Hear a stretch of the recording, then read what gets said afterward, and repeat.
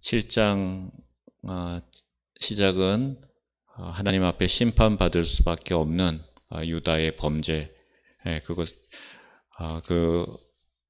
그들에게 임박한 그 심판을 바라보며 애가를 슬픈 노래를 부르는 미가의 그 슬픈 노래로부터 시작을 해서 또 7절부터 13절까지는 그런 가운데 오직 하나님만 바라보며 하나님 앞에 간절히 기도하며 그 기도에 하나님께서 응답해 주실 것이다.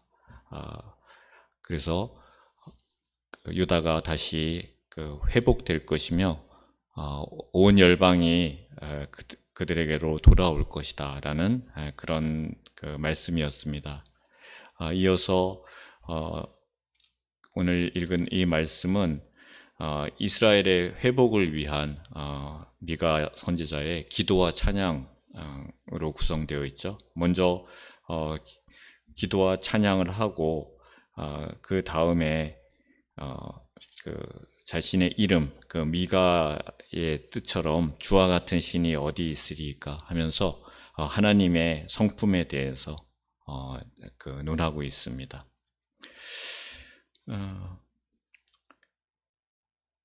그래서 그 하나님의 성품에 의해서 하나님과 그 백성 간의 언약 관계가 기필코 회복되고 될 것이라는, 그래서 하나님의 신실하심과 긍휼을 찬양하는 그런 내용이 마지막 단락, 미가의 마지막 단락이 되는 것이죠. 먼저 앞에 기도의 부분 14절부터 17절을 먼저 살펴보겠습니다. 14절 보면 원하건대 주는 주의 지팡이로 주의 백성 곧 갈멜 속 삼림에 홀로 거주하는 주의 기업의 양떼를 먹이시되 그들을 옛날같이 바산과 길르앗에서 먹이시옵소서라고 했습니다. 여기서 주의 백성을 주의 기업의 양떼로 비유를 하고 있죠. 이스라엘의 유일한 소유자가 이스라엘 민족을 먹이시고 보호해 주시기를 바라는 간구입니다. 미가 선지자는 이스라엘이 하나님의 보호를 받았던 포로 이전 시대를 회상하면서 목자 없는 양같이 이방 땅에서 유리방황하다가 다시 불러주시는 하나님 앞에 나와서 다시 풍요한 삶을 회복해 달라고 이렇게 간구하고 있는 것입니다. 여기서 홀로 거주한다라는 말은 외롭게 거주한다라는 의미가 아니라 세계 열방 중에서 특별히 구별되어 보호받은 그런 복된 상태를 의미하는 것입니다. 또 바산과 길르앗은 유단 동편에 위치한 목축하기에 좋은 초장이죠. 갓과 르우벤과 므낫세 이 세 지파가 가나안 땅 요단강을 건너기 전에 미리 요새에게 이 땅을 달라고 요구를 했고 분배를 받은 곳입니다. 그리고 나중에 다시 분배가 확정이 되고 정복전쟁이 끝난 다음에 이들은 돌아가서 그곳에서 살게 되죠. 이 비옥한 지역, 이곳은 이스라엘이 처음으로 얻은 땅이면서 또 최초로 잃어버리는 그런 땅이 됩니다. 그래서 열왕기하 10장과 예레미야 50장에 보면 적들이 이스라엘을 멸망시키는 적들이 왔을 때 이곳부터 점령하는 것을 볼 수가 있죠. 15절 말씀에는 이르시되 내가 애굽 땅에서 나오던 날과 같이 내가 그들에게 이적을 보이리라 하셨느니라 라고 말씀합니다. 하나님께서는 이 미가의 간구에 대한 응답으로 출애굽 당시에 기적에 버금가는 제2의 출애굽의 역사를 이루시겠다고 하시는 것입니다. 이스라엘의 회복에 대한 강력한 약속을 하고 계시는 것이죠. 이 약속은 궁극적으로는 우리 주 예수 그리스도로 말미암은 구원의 역사로 성취되었다라고 할 수가 있습니다. 이어지는 16절에 보면 이르되 여러 나라가 보고 자기의 세력을 부끄러워하여 손으로 그 입을 막을 것이요 귀는 막힐 것이며, 여러 나라들, 열방들은 이스라엘을 위해서 큰 기사를 행하시는 그 하나님의 능력을 보게 됩니다. 그리고 자신들의 세력은 아무것도 아니라는 것을 깨닫고 그 앞에서 부끄러워하게 되는 것이죠. 그리고 또 하나님의 크신 역사, 그 앞에서 너무 놀라서 자신들의 귀를 막을 것이다 라고 선포하는 것입니다. 17절에 그들이 뱀처럼 티끌을 밟으며 티끌을 핥으며 땅에 기는 벌레처럼 떨며 그 좁은 구멍에서 나와서 두려워하며 우리 하나님 여호와께로 돌아와서 주로 말미암아 두려워하리이다. 뱀이 티끌을 핥는다. 그것은 뱀의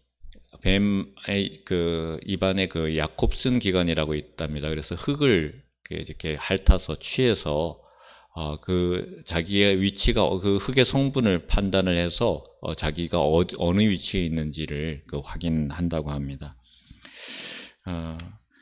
그 뱀이 땅바닥을 기어가면서 자신이 어디로 가야 될지를 그것을 통해서 알게 한다는 것인데요. 그 모습을 보면 제일 낮은 그런 땅 위의 모든 짐승 중에서 가장 낮은 그런 모습을 볼 수 있게 되죠. 이방의 그 모든 나라들이 하나님의 권능과 위엄 앞에 굴복해서 땅바닥을 기는 그런 모습을 보일 것이다 라고 하고 있습니다. 평소 하늘을 찌르듯이 교만하던 그런 이스라엘 주변의 여러 나라들의 그 모습과는 완전히 대조되는 그런 모습이죠. 이것 역시 궁극적으로 그리스도께서 세운, 그리스도의 핏값으로 세운 이 교회 앞에 사단의 세력이 완전히 굴복하고 낮아지는 그런 것을 나타낸다고 볼 수가 있습니다. 그리고 우리 하나님 여호와께로 돌아와서 이 말씀은 이방인들 중에서 그 일부가 회개하고 하나님을 경외하는 마음으로 나올 것을 암시하는 그런 단락이라고 그런 그 모습이라고 할 수 있죠. 이어지는 마지막 단락, 미가의 가장 마지막 단락인 18절에서 20절, 여기서는 하나님을 찬양합니다. 이 하나님을 향한 찬양 속에서 하나님의 성품 7가지를 우리가 찾아볼 수가 있습니다. 한번 하나씩 찾아보도록 하겠습니다. 18절에 주와 같은 신이 어디 있으리까? 첫 번째 하나님을 향한 찬양이죠. 이것은 미가 자신의 이름의 뜻과도 같습니다. 이것은 다른 신이 있다라는 것을 인정하는 말은 아니죠. 그 신들과 여호와 하나님을 비교하는 그런 말이 아니라 정말 여러 신들을 섬기는 이방인들의 입장에서 볼 때 그들이 믿는 어떤 신보다도 이스라엘 백성들의 하나님 여호와가 탁월하다라는 것을 나타내는 그런 말입니다. 모세도 홍해를 건넌 후에 하나님을 찬양하면서 노래하죠. 그 모세의 노래가 출애굽기 15장 앞부분에 있는데 모세의 노래 15장 출애굽기 15장 11절에서도 여호와여 신중에 주와 같은 자가 누구니까라고 노래하고 있습니다. 주와 같이 거룩함으로 영광스러우며 찬송할 만한 위엄이 있으며 기이한 일을 행하는 자가 누구니까? 이런 노래를 발견할 수가 있습니다. 그렇습니다. 하나님과 같으신 분은 이 세상 어디에도 우리가 찾을 수가 없는 것이죠. 이어서 주께서는 죄악과 그 기업에 남은 자의 허물을 사유하시며 라고 했습니다. 사유하신다라는 이 말, 조금 어려운 그 말이죠. 그 원어의 그 의미를 찾아보면 그 무거운 짐을 들어 옮기거나 또는 짊어지고 다른 곳으로 옮기는 것을 뜻하는 그 말입니다. 하나님께서 당신의 백성들의 죄를 직접 담당하셔서 그들에게서 죄의 짐을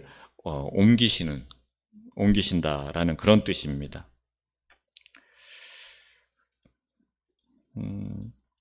그래서 이 18절부터 그 20절까지 하나님을 향한 이 찬양, 이 단락을 교회의 찬양시라고 또 이야기합니다. 그리고 유대인들은 지금까지도 대속제일, 그 7월 10일이죠.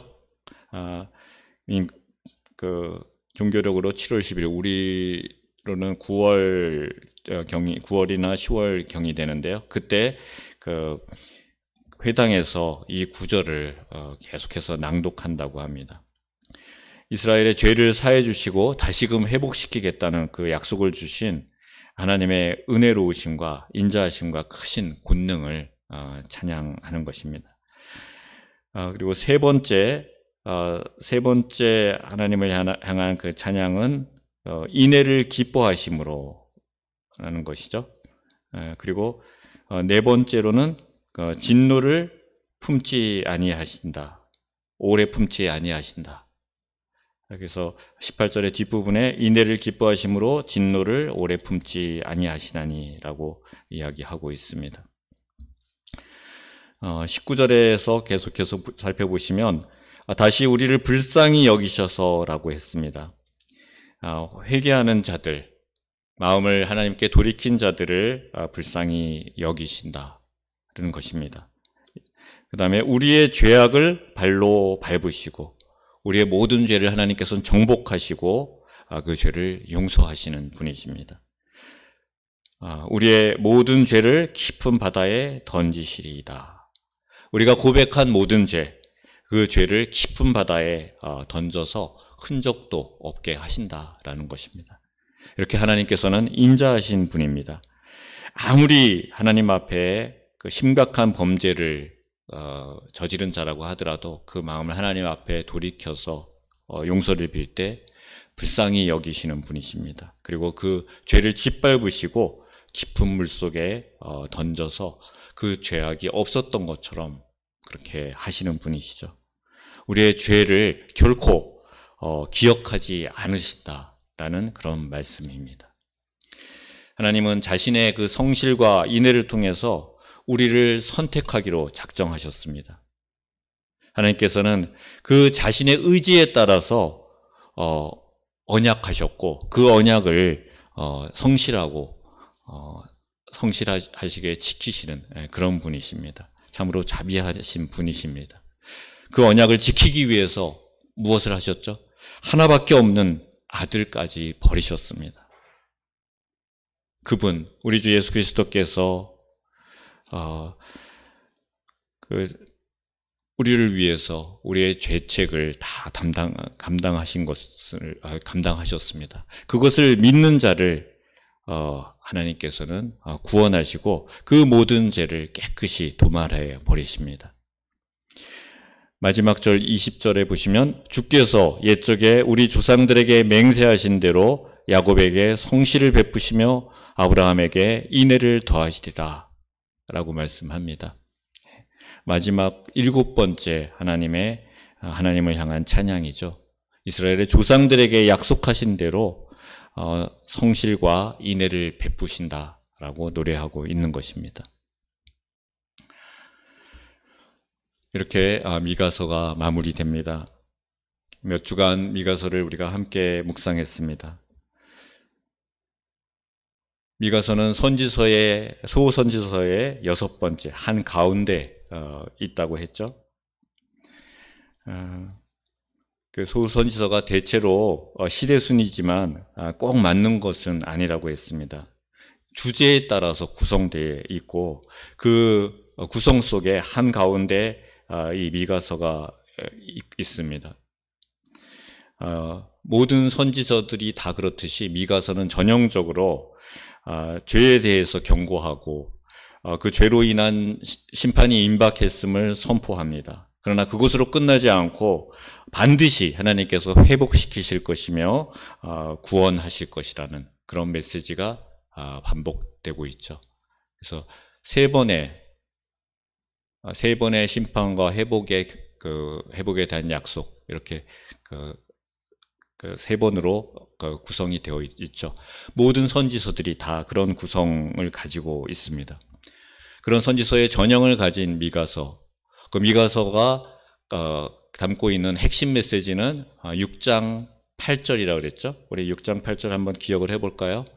사람아, 주께서 선한 것이 무엇임을 내게 보이셨나니 여호와께서 내게 구하시는 것은 오직 정의를 행하며 인자를 사랑하며 겸손하게 내 하나님과 함께 행하는 것이 아니냐.